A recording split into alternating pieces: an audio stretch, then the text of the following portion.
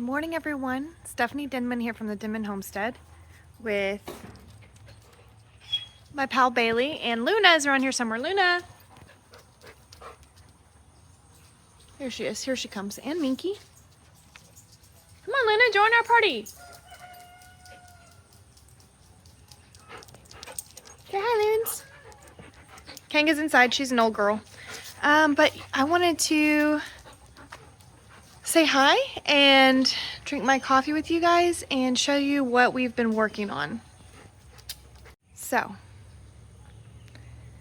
oh, chickens are out too. Say hi, good morning. Good morning. If this looks different, it's because it is.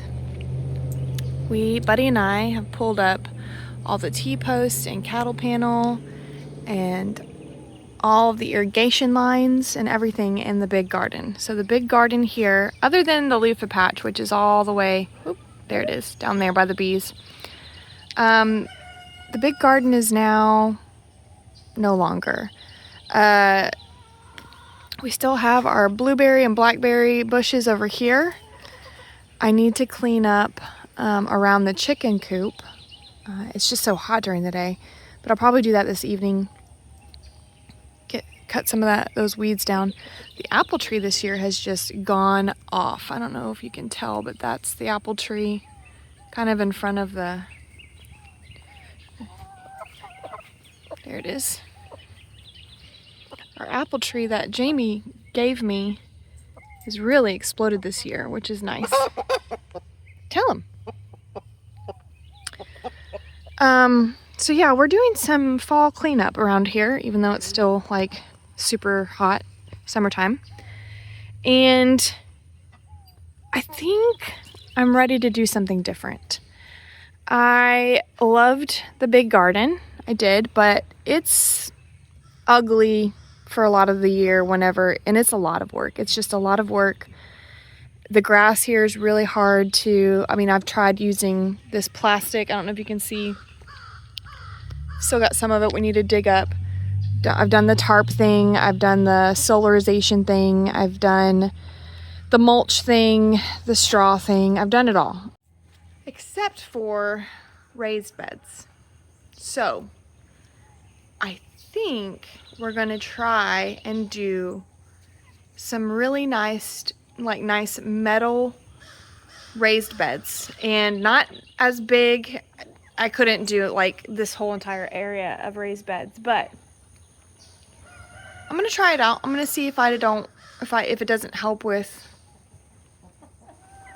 well, grass, but also my back and maintenance, and I'm sure I can still grow plenty of vegetables for the family and the hill in my raised bed. And I have raised beds on the other side, which I've kind of converted over the years, these past 3 years, into like an herb garden, or what I like to call a tea garden. Oh, Luna's getting spunky. Luna wants to play. A tea garden or an herb garden. Oh my god, okay. They do this. They start playing and then knock me over. Guys, girls. So, yeah, I'm gonna experiment. I'm gonna mess around with some layouts, see what I like, and maybe in the springtime it'll look a little bit different. We'll see. But come inside and let me show you what I worked on yesterday. Dun da da da! I made soap yesterday. Buddy came home, he's like, did you make a video on it? I said, no. Sometimes I just stick my head down and get going, and I'm in my own zone. So that's what I did. I made some pumpkin spice, some apple cinnamon, and this one is, what is this one? I forgot already. Hold on, let me smell it. It'll come to me. Oh, yes, citrus. A citrus one. Like it's a kind of an orangey citrus. So today, probably later on, because it hasn't even been 24 hours yet, and they're still kind of tacky, smushy, I'm going to let these harden up a bit more, and then today I will break these out of the molds and start cutting them. And I'll bring you along for that cutting journey, because I really enjoy cutting soap. I don't know what it is about it, but I like doing it and I like watching it being done. I don't know if it's the ASMR aspect of it or what, but yeah, I'll bring you along. I had a little bit extra, so I have this one over here that's just kind of like, this will be my own personal little bar. Fun story, my hands are now, I don't know if you can tell, but my hands are stained. I had like, you can see kind of right there. It almost looks like I have like fake tan, like self-tanner or whatever, that I just didn't scrub off. Because the clay that I'm working with right now is so dark orange that it stains my skin. Here you can kind of see it. But yeah, so yesterday I did a little bit of pottery, made some more mugs, and yeah, I'm kind of, I don't know if I'm struggling or what, or I'm trying to give myself a little bit of grace. I know that I'm still a very new baby potter. I've only been doing this for a few months. But I'm trying new techniques. I'm trying to cover things in plastic because I was dealing with a lot of cracking going on in my pottery, and I believed it was because they were drying unevenly. And so now I'm having less cracking for sure, because it really sucks whenever you're like spending all this time creating these things and then a couple days later come back to find that it's just cracked on the bottom. And it's very kind of rare that you can save a cracked pot. So I threw a bunch of these little like ramekin style bowls. I wanted to make ramekin sets that, you know, you could put like creme brulee or whatever in them. And I was super excited about it because I made 6 bowls, but 2 of them so far have these hairline cracks, and I'll show you kind of like right here. You can see, like, see this little crack right here? Right here. Like, this is after I've trimmed my pot and everything and I put my stamp in it. But also my nails have clay. Sorry. It is the way it is. I have tried different techniques, it's called clay mender, where you can sometimes save a crack if you put this like vinegar-like solution in it to try to bring it back together. It's just some cracks are just, you can't save it. I can almost guarantee you when I put this in the kiln, it's going to crack even more. There's going to be a larger, more noticeable crack, and then I can't sell this pot. And if it cracks all the way through, then for sure it's unusable and I have to throw it away. So I'm kind of struggling a little bit with cracking, and I believed it was due to the uneven drying. So I'm trying out different, I don't know if it's the humidity levels in here. I don't know. I'm working through troubleshooting how I can, or if maybe, I don't know, if just all potters deal with a certain amount of their stuff cracking before it gets to the kiln. That could be a thing that maybe nobody talks about, and maybe that's normal. Maybe it's normal that just a third of your, or a quarter of your stuff cracks, and you have to just make an abundance of stuff. But I just feel like, I don't know, I feel like you just see these potters, they sit down and they crank out hundreds of mugs that match, and do they just hope, or are they all just perfectly, I don't know. But let me show you something that I am kind of excited about, which also does have a little bit of a crack, but I'm not super concerned about this one because it's not like a functional piece of pottery where you have to drink out of it. Look. So I made this tic-tac-toe board. There's a little bit of a crack right here that I tried to patch yesterday. So hopefully it holds, because I think this was a lot, actually, this was kind of hard work. So sculpting pottery is not my strong suit. I feel like I'm better at throwing, but actually sculpting things. So I made a little tic-tac-toe, like tabletop, countertop, coffee table, whatever, And let me show you the little pieces. They're mushrooms and butterflies. Isn't that cute? So instead of X's and O's, I did mushrooms and butterflies to fit in the little. Isn't that cute? So anyway, they'll all be painted and everything as long as this holds up. But yeah, this one was a little bit of a challenge to do that one. Hopefully it doesn't crack all the way through.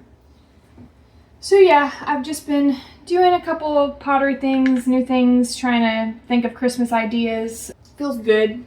Feels good to be with doing pottery again because I took like a month off, it felt like, with everything going on.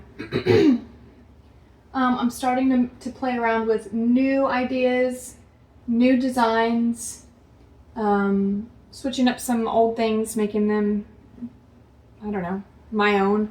I think I told you guys this at the very beginning that I'm just kind of trying it all out, trying all the glazes, trying all the colors, trying all the things, trying all the clay colors now. I'm trying, so instead of just white stoneware, I want to try some red clays. I would love to try some dark black clays. Some of those clays are like more expensive, so you'll have to wait on that. But yeah, I would love to try out a whole bunch of things. So I've made these little canisters, and they could be for sugar or salt or whatever. But I also made these spoons. I've been making spoons. I'm not saying that this spoon is going to go with this canister. I'm not sure. Like, I've made just a couple different types of spoons. But that's the gist of it, right? And they're going to have a spoon with your little canister set. So yeah, that was fun to make and to try out. But I've just been...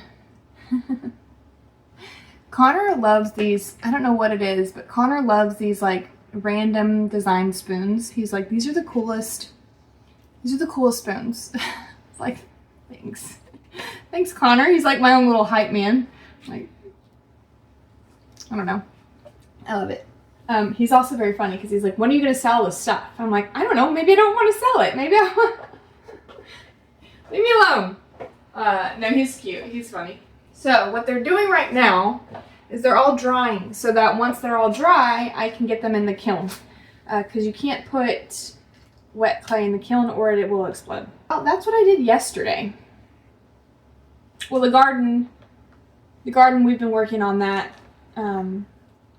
slowly but surely to clean that out. So, but probably for the fall and into the spring, until next spring, it'll just be nothing there. I'm not going to do anything in the garden right now.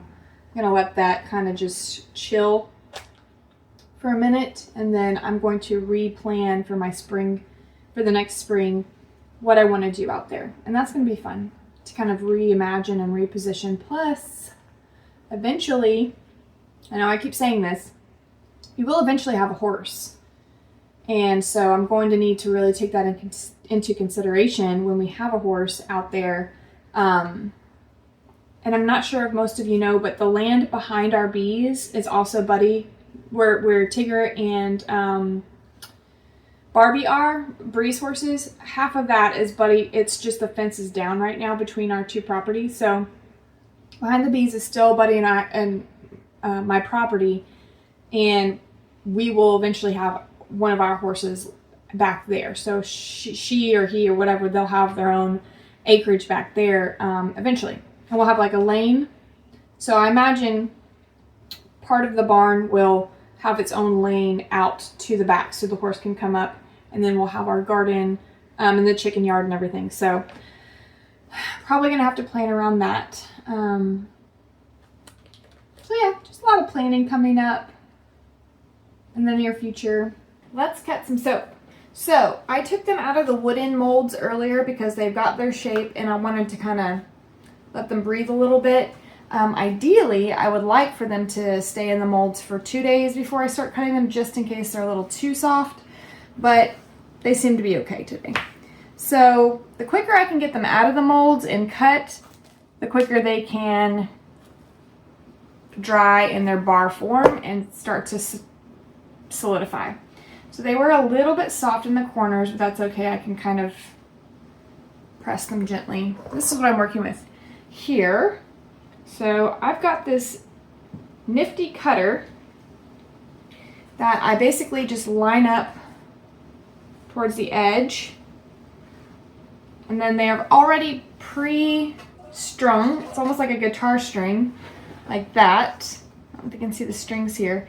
And all I have to do is press it down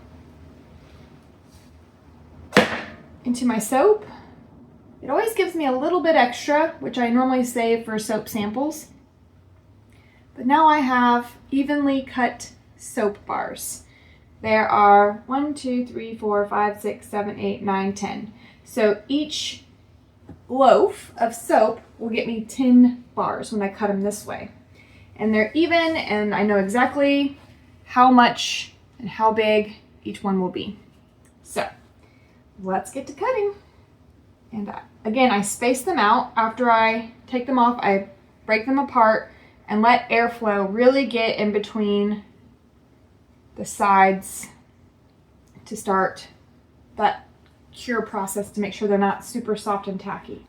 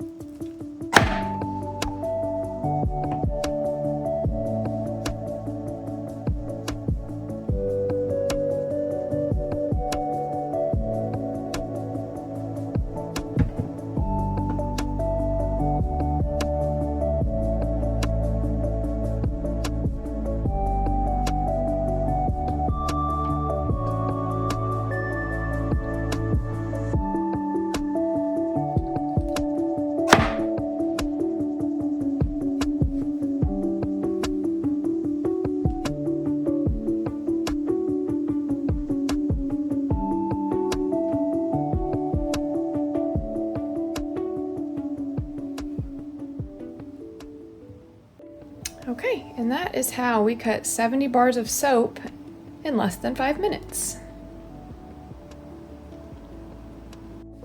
And now we wait for them to cure.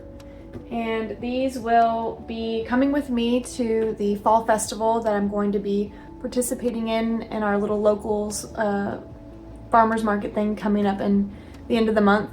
And I'm sure I'll get the question, will they be on your shop online? And the answer is maybe, probably, I'm not sure. I want to be able to have some stuff to bring, so I'll have to see what I have left after, and I'm sure I'll be making more in the meantime. So yes, there will be soap on the shop. I don't know if it's going to be this exact soap right here, but we will have soap available. I definitely want to get the shop back open before Christmas. I know you guys have been waiting on that. So yeah, but that's what I'm getting ready for. I'm really excited about it. But thank you guys so much for hanging out with me today. Thanks for catching up with me on what I've got going on. I think I'm just really going to be hammering down a lot of this stuff to try to bring to the farmer's market and get the online shop restocked for you guys. I need to order more candle. I want to do more of the cast iron candles, and I need to get more cast iron stuff. Plus, I want to use some of my own ceramics for the candle molds. So, I have a lot of ideas, a lot of things going on. Thanks for hanging out with me today, and I'll catch you on the next one. Bye, guys. On the Denman Homestead, where the sun sets golden in the west, we live in harmony with nature, doing what we love best. From the garden to the kitchen, and the bees inside their hive. On the Denman Homestead, come along and plant, nourish, thrive.